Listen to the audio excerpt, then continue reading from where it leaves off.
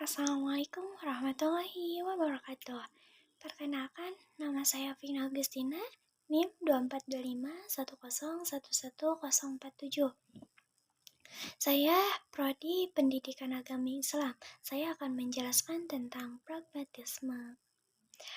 Pragmatisme bukan berasal dari bahasa Indonesia ataupun Inggris, tapi pragmatisme berasal dari bahasa Yunani, yaitu pragma, yang bermakna tindakan atau perbuatan. Nah, pragmatisme adalah aliran dalam filsafat yang berpandangan bahwa kriteria kebenaran suatu ialah apakah sesuatu itu memiliki kegunaan bagi kehidupan nyata atau tidak. Aliran ini bersedia menerima segala sesuatu asal saja hanya membawa dan memberi akibat praktis. Pengalaman-pengalaman pribadi, kebenaran mistis semua bisa diterima sebagai kebenaran dan dasar tindakan asalkan membawa akibat yang praktis yang bermanfaat. Dengan demikian, patokan pragmatisme adalah manfaat bagi hidup praktis. Kata pragmatis sering sekali diucapkan. Orang-orang menyebutkan kata itu biasanya dalam pengertian praktis. Jika orang berkata, rancangan ini kurang pragmatis, maka maksudnya ialah rancangan itu kurang praktis. Pengertian ini, seperti ini, itu tidak begitu jauh dari pengertian pragmatisme yang sebenarnya. Pragmatisme diperkenalkan oleh Charles Sanders Peirce 1839-1914 Masehi.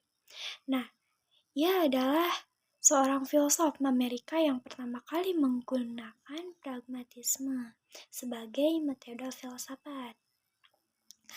Pragmatisme disangkut pautkan dengan empirisme, kiranya sangkutan itu memang benar, maka sejarah pragmatisme berarti pada banyak filsuf besar lainnya, satu diantaranya tentu saja John Locke. Nah, pragmatisme berpandangan bahwa substansi kebenaran adalah manfaat bagi kehidupan. Artinya, segala sesuatu yang memiliki fungsi dan manfaat bagi kehidupan dianggap sebagai sebuah kebenaran. Misalnya, pengalaman pribadi tentang kebenaran mistik dinyatakan benar asalkan didapatkan manfaat pribadi tentang kebenaran mistik tersebut. Artinya, segala sesuatu dapat diterima asalkan bermanfaat bagi kehidupan. Dengan kata lain, pragmatisme mengajarkan bahwa yang benar adalah apa membuktikan dirinya sebagai benar melalui akibat-akibatnya yang bermanfaat secara praktis. Ini merupakan salah satu aliran yang paling populer di Amerika. Nah, pragmatisme disebut juga sebagai salah satu pemberontakan umum dalam melawan sistem idealisme yang terlalu menonjolkan intelektual. Nah, adapun tokoh dari pragmatisme ini, yang pertama ini William James. William James dilahirkan di New York pada tahun 1842.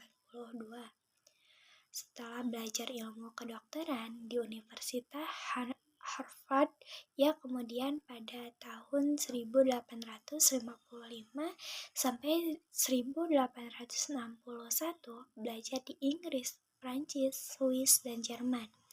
Ia kembali ke Amerika dan memang ahli dalam bidang anatomi, psikologi, dan filsafat hingga 1907.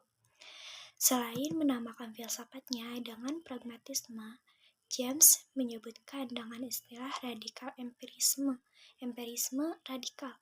Empirisme radikal itu adalah suatu empirisme baru yang tidak menerima suatu unsur atau bentuk apapun yang tidak dialami secara langsung dan sesuatu yang membedakan dari bentuknya unsur yang dialami secara langsung. Pemikiran filsafatnya lahir karena dalam sepanjang hidupnya, James mengalami konflik terkait pandangan agama. James beranggapan bahwa masalah kebenaran tentang asal atau tujuan dan hakikat bagi orang Amerika terlalu teoritis, tulisan, dan bukan praktek. Yang James inginkan adalah hasil-hasil yang konkret, jelas, pasti. Nah, dengan demikian, untuk mengetahui kebenaran dari ide konsep haruslah diselidiki konsekuensi-konsekuensi praktisnya.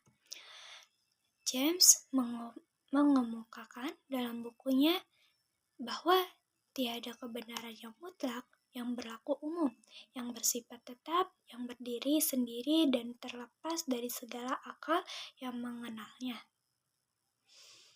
Sebab pengalaman manusia berjalan terus, segala yang manusia anggap benar dalam perkembangan pengalaman itu senantiasa berubah. Karena di dalam prakteknya, apa yang manusia anggap benar dapat dikoreksi oleh pengalaman berikutnya. Menurut James, kebenaran itu relatif, subjektif, dan terus berkembang. Pendapatnya bertolak belakang dengan filsafat tradisional yang mengatakan bahwa kebenaran itu bersifat monistik. Satu, nilai perkembangan dalam pragmatisme itu benar jika bermanfaat bagi pelakunya dan dapat memperkaya hidup serta kemungkinan hidup lainnya. Nah, selanjutnya itu tokoh yang kedua, John Dewey. Nah, ia dilahirkan di Burlington pada tahun 1859. Menyelesaikan studinya di Baltimore yang menjadi guru besar di bidang filsafat dan pendidikan pada Universitas Columbus 1904 sampai 1929. John Dewey adalah seorang pragmatis, tetapi ia lebih suka menyebut sistemnya dengan istilah instrumentalis. Instrumentalis adalah suatu usaha untuk menyusun teori yang logis dan tepat dari konsep-konsep, pertimbangan-pertimbangan, penyimpulan-penyimpulan dalam membentuk yang bermacam-macam dengan cara menyelidiki bagaimana pikiran-pikiran berfungsi dalam menghadapi penemuan-penemuan yang berdasarkan pengalaman yang penemuan tadi mengandung konsekuensi-konsekuensi di masa depan.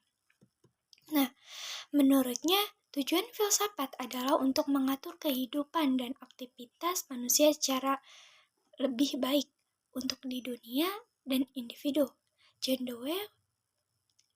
Dewey menegaskan bahwa tugas filsafat yang utama adalah memberikan garis-garis pengarahan bagi perubahan dalam kehidupan nyata.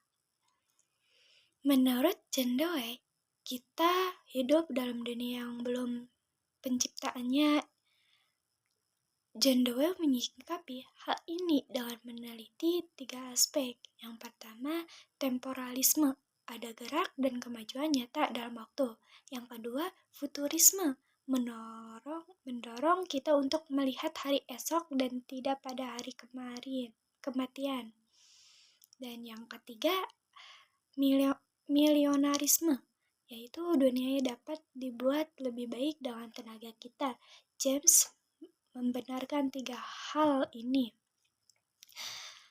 Pengalaman adalah keseluruhan kejadian yang dialami manusia dan mencakup segala hal, saling mempengaruhi antara organisme yang hidup dalam lingkungan sosial dan fisik. John Dewey menolak orang yang mencoba menganggap rendah pengalaman manusia atau menolak untuk mempercaya bahwa seseorang